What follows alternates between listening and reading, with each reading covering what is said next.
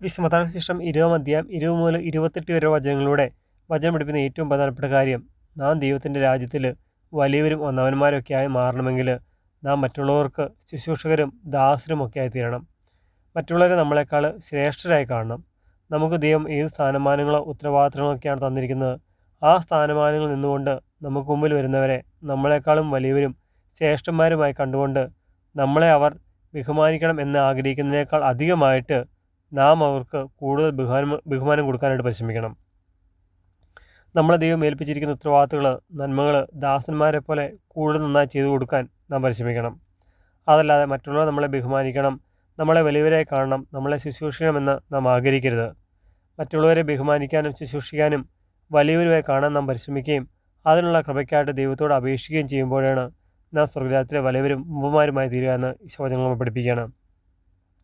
അതായത് ഈശോ ദൈവത്തിനായിരുന്നിട്ട് പോലും ശുശ്രൂഷിക്കപ്പെടാൻ ആഗ്രഹിക്കാതെ ശുശ്രൂഷിക്കാനും അനേകരുടെ മോചനദ്രവ്യമായിട്ട് സ്വജീവൻ കൊടുക്കാനുമായിട്ട് സ്വർഗം വിട്ടിറങ്ങി ഈ ഭൂമിയിലേക്ക് വന്നതുപോലെ തന്നെ ഈശോ പഠിപ്പിക്കുന്നത്, സെബെദീപുത്രന്മാരുടെ അമ്മ ഈശോയുടെ രാജ്യത്തിൽ തൻ്റെ മക്കളിൽ 2 പേരിൽ ഒരുവനെ ഈശോയുടെ വലതുവശത്തും അവരിന് ഇടതുവശത്തും ഇരുത്താൻ കൽപ്പിക്കാനായിട്ട് ഈശോയോട് പറയുകയും, അപ്പോൾ ഈശോയുടെ കൂടെയുള്ള 10 പേർക്കും ആ 2 സഹോദരന്മാരോട് അമർഷം തോന്നുകയും ചെന്ന് കണ്ടപ്പോഴാണ് ഈശോ അവരെ അടുത്ത് വിളിച്ച് ഇപ്രകാരം പഠിപ്പിക്കുന്നത്.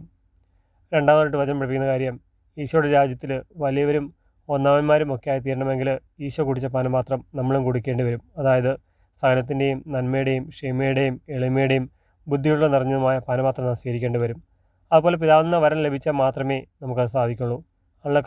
അതിനുള്ള കൃപകൾക്കായിട്ട് നമുക്ക് ദൈവത്തോട് പ്രാർത്ഥിക്കണമെന്ന് വചനം അർപ്പിക്കുന്നു.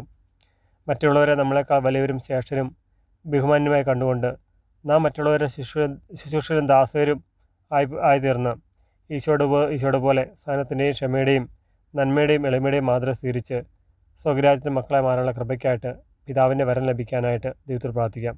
ദൈവജനം ഇഷ്ടപ്പെടുകയും കുട്ടികൾക്കും മറ്റുള്ളവർക്കും വചനം പങ്കുവയ്ക്കാൻ ഇഷ്ടപ്പെടുകയും ചെയ്യുന്നവർ ചാനൽ സബ്സ്ക്രൈബും ലൈക്കും കമൻറ്റും ചെയ്യുമല്ലോ. ദൈവം എല്ലാവരെയും സമർത്ഥമായി അനുഗ്രഹിക്കട്ടെ. ആമേൻ.